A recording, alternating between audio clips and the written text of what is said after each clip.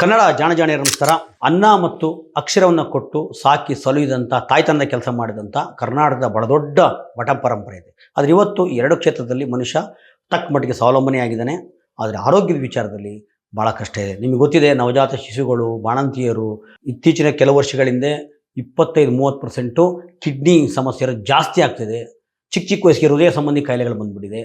ನೋಡಿದ್ರಲ್ವ? ಅದರಲ್ಲೂ ಶ್ರೀಮಂತ ಕಾಯಿಲೆಗಳು ಬಡವನಿಗೆ ಬಂದುಬಿಟ್ರೆ, ಒಬ್ಬಂಟಿ ಇರ್ತಾನೆ, ಅವನೇ ದುಡಿಯೋನು, ಅವ್ನು ಬೆಳಗ್ಗೆ ದುಡ್ಡು ಸಂಜೆ ತಿನ್ನಬೇಕು ಅಂಥವನಿಗೆ ಬಂದುಬಿಟ್ರೆ, ಮನೆ ಯಜಮಾನಿಗೆ ಬಂದುಬಿಟ್ರೆ, ಇನ್ನೂ ವಿಶೇಷವಾಗಿ ಅಂಗಾಂಗಗಳು, ಉದಾಹರಣೆಗೆ ಕಿಡ್ನಿ ಚೇಂಜ್ ಮಾಡ್ಬೇಕಪ್ಪ, ಲಕ್ಷಾಂತರ ರೂಪಾಯಿ ಎಲ್ಲಿ ತರ್ತಾನೆ ಅವನು?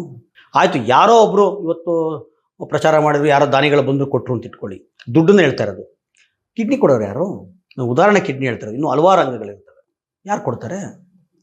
ಇದನ್ನೆಲ್ಲ ಮನಸ್ಸು ಇಟ್ಕೊಂಡು ಈ ಕಾಲದ ತುರ್ತು ಇದಾಗಬೇಕು ಅಂತ ಹೇಳ್ಬಿಟ್ಟು ನಮ್ಮ ಆದಿಚುಂಚನಗಿರಿಯ ಮಹಾಸಂಸ್ಥಾನದ ಪೀಠಾಧಿಪತಿಗಳಾದಂಥ ಜಗದ್ಗುರು ಶ್ರೀ ಶ್ರೀ ಶ್ರೀ ಡಾಕ್ಟರ್ ನಿರ್ಮಲಾನಂದನಾಥ ಮಹಾಸ್ವಾಮೀಜಿಯವರು ಅವರ ಮಾರ್ಗದರ್ಶನ, ಅವರ ನೇತೃತ್ವದಲ್ಲಿ ಗುರುವಿನೊಂದಿಗೆ ಜೀವಕ್ಕಾಗಿ ನಡಿಗೆ, ವಾಕ್ ಫಾರ್ ಲೈಫ್, ಇದೇ ತಿಂಗಳು 19ನೇ ತಾರೀಕು ಬೆಳಗ್ಗೆ 6 ಗಂಟೆಗೆ ಬೀಜಿ ನಗರದಿಂದ ಬೆಳ್ಳೂರು ಕಾಸವರೆಗೂ ಸಹ ಐತಿಹಾಸಿಕವಾದ ಒಂದು ಕಾರ್ಯಕ್ರಮ ಇದೆ. ಹೋದ ವರ್ಷ ಇದು ಹೊಸ್ತಲ್ಲ, ಹೋದ ವರ್ಷವೂ ಸಹ ಹೃದಯಕ್ಕೆ ಸಂಬಂಧಪಟ್ಟಂಗೆ ಇದೇ ಒಂದು ನಡಿಗೆಯನ್ನು ಗುರುಗಳು ಮಾಡಿದರು. ಈ ಸಲ ಕಿಡ್ನಿ ಸಂಬಂಧಪಟ್ಟಂಗೆ ಮಾಡಿದ್ದಾರೆ. ನಾನು ಅದೇ ಹೇಳಿದೆ, ಬೇರೆ ಪ್ರಾಣಿ ಪಕ್ಷಿಗಳೆಲ್ಲ ಸತ್ ಮೇಲಾದರೂ ಬೇರೆ ಬೇರೆ ರೀತಿ ಅನುಕೂಲ ಆಗ್ತಾ ಇರ್ತವೆ. ಮನುಷ್ಯ ಸುಮ್ಮನೆ ವ್ಯರ್ಥ ಆಗೋದ್ಕಿಂತ, ಮಣ್ಣಲ್ಲಿ ಮಣ್ಣಾಗಿ ಬೂದಿ ಆಗೋದ್ಕಿಂತ, ಯಾರ ಬದುಕಿದ್ದನಿಗೆ ನಾವು ನೆರವಾಗಬೇಕು, ಉಪಯೋಗ ಬರಬೇಕು, ಅದು ಸಾರ್ಥಕತೆ. ಡಾಕ್ಟರ್ ರಾಜ್ಕುಮಾರ್ ಇವತ್ತಿಲ್ಲ, ಅವ್ರ ಕಣ್ಣುಗಳು ಜಗತ್ತನ್ನು ನೋಡ್ತಾ ಇದೆ, ಇವತ್ತು ಇದೆ. ಸಿನಿಮಾ ಆಕ್ಟರ್ ಲೋಕೇಶ್ ಅಂತಿದ್ರು, ಅವ್ರು ಇಡೀ ಬಾಡಿಯನ್ನು ಹಾಸ್ಪಿಟ್ಲಿಗೆ ಕೊಟ್ಟರು. ನಮಗೆ ಗೊತ್ತಿಲ್ಲದ್ರೆ ತುಂಬ ಜನ ಆಗಿದೆ. ಮತ್ತು ಮಹಾತ್ಮ ಗಾಂಧೀಜಿಯವರು ಅವ್ರ ಹೆಂಡತಿ ಕಸ್ತೂರಿಬಾ ಇದ್ದಾರಲ್ಲ, 1944ರಲ್ಲಿ ನಿಧನರಾದಾಗ ಅವ್ರ ಮೈ ಮೇಲೆ ಖಾದಿ ವಸ್ತ್ರವನ್ನು ಹಾಕಿರ್ತಾರೆ, ಗಾಂಧಿ ನೇಯ್ದಿದ್ದಂತ.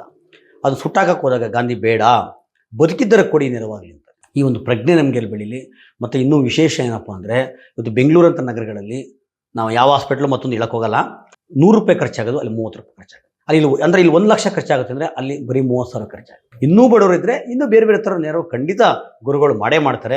ಯಾಕೆಂದರೆ ತುಂಬ ವಿಶೇಷವಾದ ತಾಯ್ತನದ ಇರುವ ಒಂದು ರೀತಿಯ ಭಾಳ ಸೂಕ್ಷ್ಮತೆ ಇರುವ ಜನಮಾನಸಗಳಿಗೆ ಅವರ ನೋವನ್ನು ಅರ್ಥ ಮಾಡ್ಕೊಂಡಿರ್ತಕ್ಕಂಥ ಮಹಾಗುರು ನಮ್ಮ ಜೊತೆ ಇದ್ದಾರೆ. ಹಂಗಾಗಿ ಇದನ್ನು ಬಳಸ್ಕೋಬೇಕು. ನಾನು ಅವಾಗಲೇ ಹೇಳಿದೆ, ನಿಮಗೆ ಬೇರೆ ಕಡೆಗಿಂತ 30% ಎಲ್ಲ ಆಗುತ್ತೆ.